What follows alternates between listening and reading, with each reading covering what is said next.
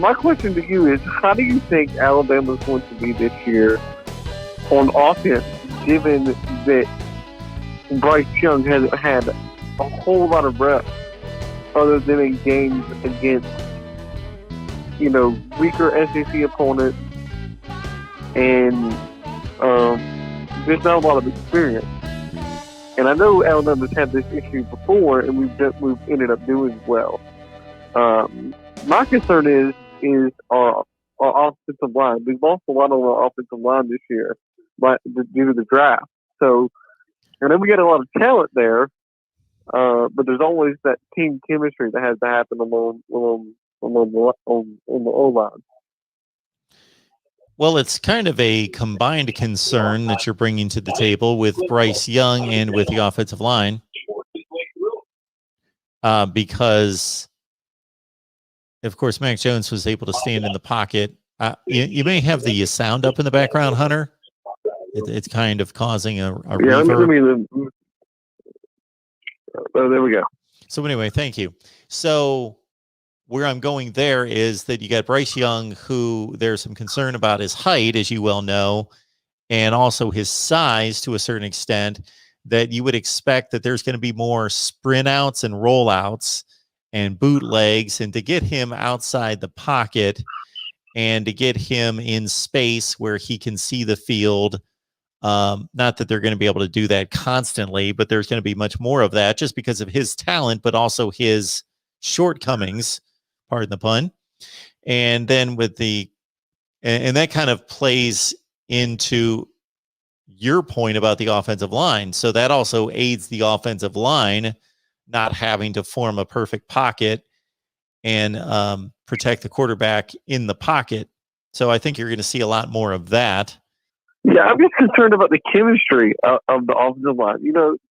Last year they did what they did a lot of in spring ball was move guys around. And I'm assuming they're going to do that this year. Move guys around and find their best position. But we kind of had more leadership, more experienced guys on that offensive line last year. That's what made them so good. So I'm just a little concerned. I'm sure Nick Saban will figure it out like he always does. But that does lead to a little bit of concern there. Well, it makes sense that you're drawing a line between experience and leadership, but don't make the mistake of just believing that that's an absolute. There are young guys that can lead, and there are young guys that show that they're leaders early in their careers. So there usually is a correlation, no doubt, between experience and leadership. But if you've got a position group where there's not much experience, well, some leaders are going to have to emerge. And if they did their job in recruiting, which I know that they did, they looked even beyond the talent to those type of people that they want in the program. And Nick Saban's so good, and his staff is so good because of his direction, that I think that they even take it beyond talent to go after the type player they want. Internally, the type player, the guy that's got mental toughness and shows leadership capability and shows ability to self-motivate and all those in addition to being able to run fast and jump high. Yeah. Well, we recruited very well last year in the state of Texas with the Bachmeier twins. And then a guy that I'm really excited to see what he can do is a guy named Terrence Ferguson. And I've heard a lot of good things about him coming out of spring ball. So, you still got Evan Neal, on that line. So we'll see. We'll just have to see what happens. And with this, I'm sure having Doug Marrone, who's a former NFL coach, just that makes me feel better because he's been around the game and he knows what he has that wealth of experience. So I think at the end of the day, I think it'll take them a few games to get to where they can have a lot of chemistry together as a group. But it might be one of these situations where we're rotating guys in and out to find out what the best rotation is in a real game scenario. Well, that's always the problem in forming the offensive line. That's unlike every other position, because your best left tackle might also be your best right tackle.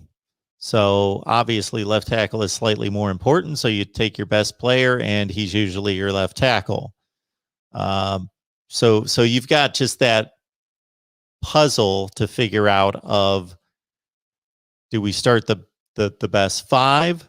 Well, the best five in terms of just, are they the best athletes and the best offensive linemen? Well, you might be starting somebody way out of position, and that's not making a whole lot of sense because they're just not as versatile. And some of the offensive linemen are extremely versatile, and others aren't so versatile. They're just a guard. They can't play tackle. They're just a guard. And because of the added responsibilities at center, they can't play center. So they're only guards. Other guys are centers or guards, and on down the line. So it's a mix and match situation. And like you say, it requires, I think the offensive line coach is the most important position coach for most teams. And that's one of the big reasons why. I think it's the most difficult to figure out the group, which group is your best group in what positions. And then to go from there, who are guys numbers 6, 7, and 8 that we can fill in, and where would they fill in? And then to get them all to play together. They have to play together more than any other group. Linebacker would probably be next. They have to play together. Yeah, I agree. One more question before I let you go. Do you think, in your opinion, do you think that Alabama's last year, that offensive line was possibly one of the best offensive line that Alabama's had under Nick Saban? Yes, I wouldn't have necessarily said that I would not have said that to start the season, because I didn't expect it to be a great line. But the way they performed, I'd say yes, because when you throw the ball as much as they did, and even once they got to the Ohio State game, if you compare what Ohio State was able to do against Clemson's offensive line in pressuring Trevor Lawrence, and then what they were not able to do in putting heat on Mac Jones, who's more of a sitting target, it was impressive the way they protected him in the national championship game.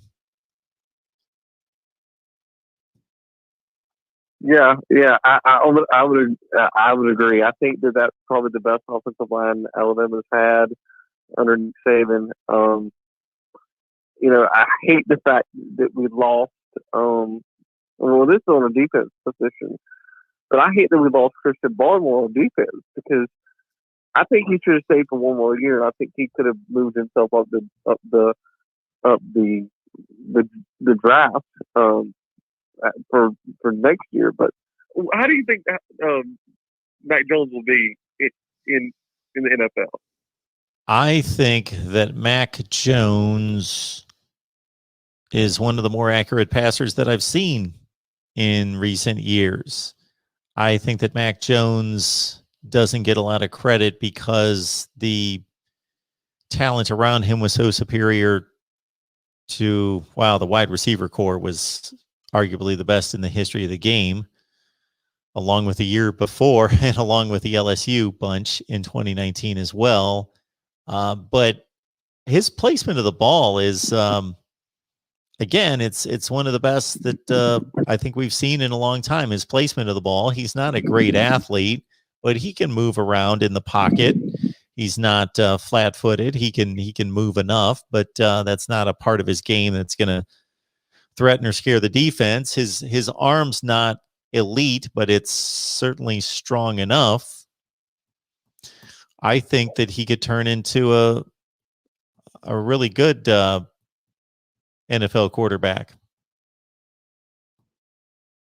He's a generational talent, but I think that he could be I'm trying to think of somebody to compare him to.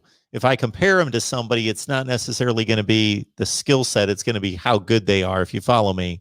Like I'm thinking, like Kirk Cousins came to mind. And Kirk Cousins has had a really good NFL career and makes a ton of money. He's a little different quarterback, slightly different. He's more mobile than Mac Jones, but he came to mind. As far as arm, I would like to, not as far as talent, but as far as arm, he reminds me a little bit of Andy Dalton.